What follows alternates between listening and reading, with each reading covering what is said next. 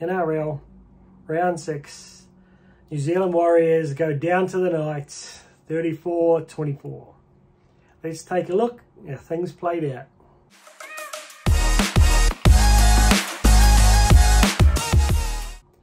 Hey team, welcome back to the Warriorholic. A little bit jaded this morning after that effort last night.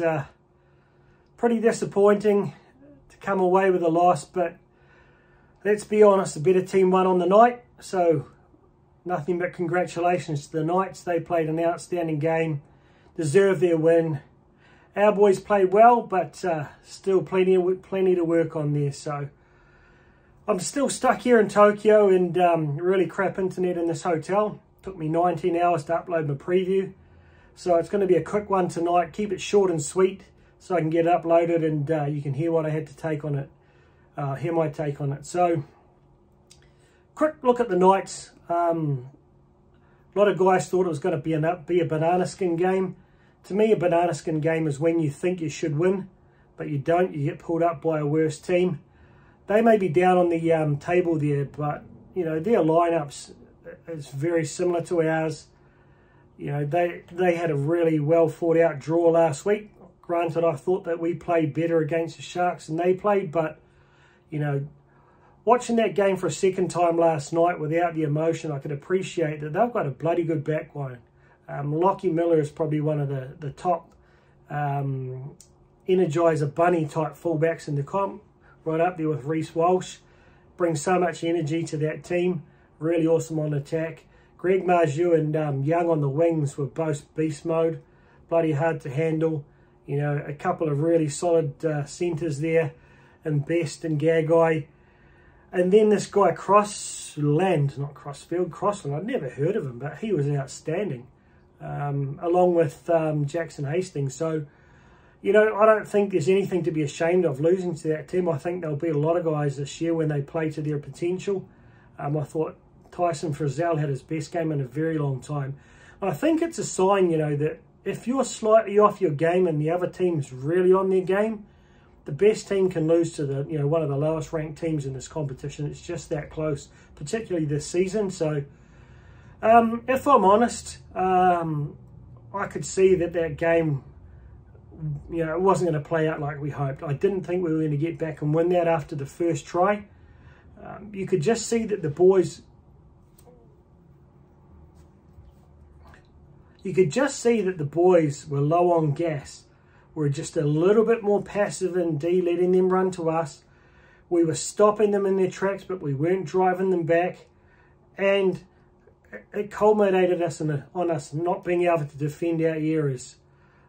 You know, we made the same silly errors we've done in the last 4 or 5 games, but we just didn't have the energy to really, you know, grasp it back this time. And, you know, you can't really use it as an excuse. It's a reality. I'm sitting here in Tokyo after 10 days on the, not even 10 days, 7 days on the road. And I'm absolutely rooted. I'm waking up at 5 o'clock in the morning because of the time difference. I'm working 10-hour days.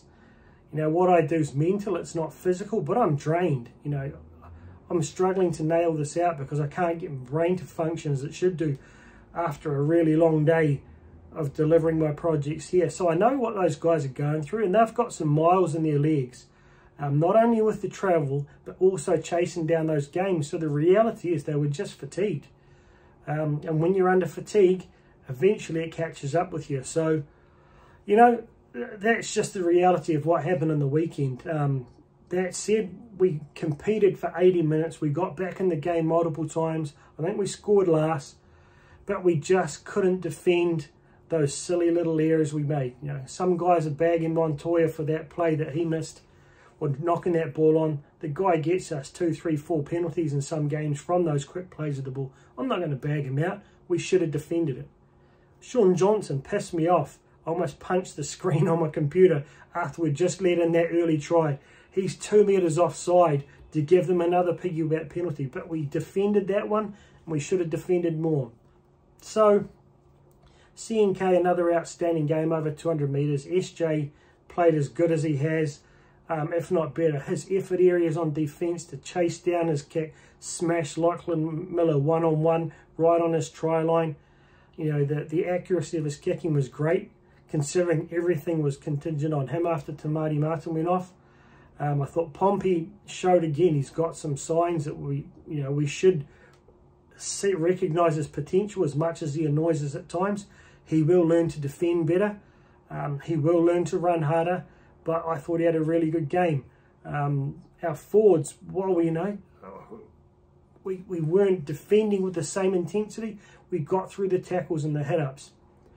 I'm going to single him out. My biggest area of frustration was Bunty. For the first time this season, I saw a Warriors forward gassed with his hands on his knees, and he's played the least minutes out of all of the forwards out there. I was so disappointed. I think he really needs to take a trip down to New South Wales Cup to reset himself mentally or get a bit more gas in those legs, because he's just not delivering at the same level as the other guys are. What do you do instead of him?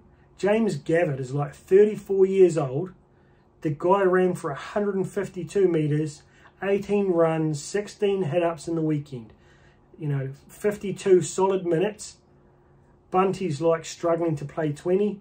You can't tell me Gavitt wouldn't come in there and have an impact with his experience and aggression. So I'm prepared to give him a go. If not him, then maybe Zion, or, you know, you've got to give Bunty a real chance to go and reset, because it's not happening for him in here in the top team. Something's got to be done. And I think we're at the point where we're going to have to make a few changes. Although we want the continuity, these guys are gas. With the injuries in the weekend, we've got we had 8 players out of our top pick players. Tohu, Neokore, Dallin, Metcalf, Barnett, Williami, Tamati Martin and Egan. This weekend we don't see Egan back. Tamati Martin may not be back this season. Metcalf won't be back. Barnett won't be back. We may get Dallin if they decide to play him, and we'll hopefully get Tohu. Maybe you get Williami, but we've got to get some energy back in there, because it's not just that we're not a lack of ability. It's just going to be a lack of gas in the tank. So in some ways, I feel like there's a little bit of a blessing that guys like Barnett and Tohu have got a few minutes off here, and this is the first time we've dropped a game without them, because they will have a bit of gas in the tank when they do come back. So worst case scenario, I think we might struggle for a little bit of attacking flair without Tamati Martin there, because it will take a few games for Volkman to really get that confidence and play with the same flair that he's doing in New South Wales Cup. Metcalf's still a little bit away. I just feel like we're lacking that spark. I'd consider giving CNK a couple of weeks at centre. He's played there for a whole season for the Raiders. He's played there for New Zealand. Give Williami a couple of weeks off. Give Tuaupiki a couple of games at the back there. I think his speed and that injection of energy after a couple of weeks off, it could really help us spark something. And it's not a reaction to the fact, oh, we lost a game. This is a reaction to the reality that our guys are gassed. I'm hearing from people who are close to the camp that I trust that there are injuries that we're not hearing about, these niggles. The boys are gassed. They did almost nothing last week at training to try and get some energy back in there.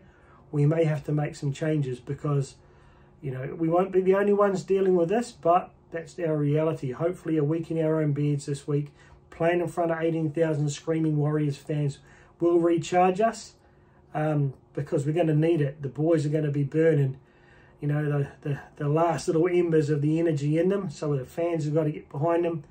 All these bandwagon jumpers who jumped on, I hope they don't jump off this week, because we want to sell out that crowd and scream the boys home. So, you lose games along the way. It takes a little bit of the pressure off. Get the bloody media stop racking us up.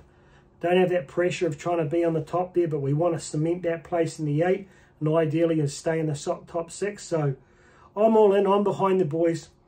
I've still got faith in Webby that he'll turn these things around and find a way to re-energise them. This is the Warriorholic. I'm still all in. I hope you are. Let's go.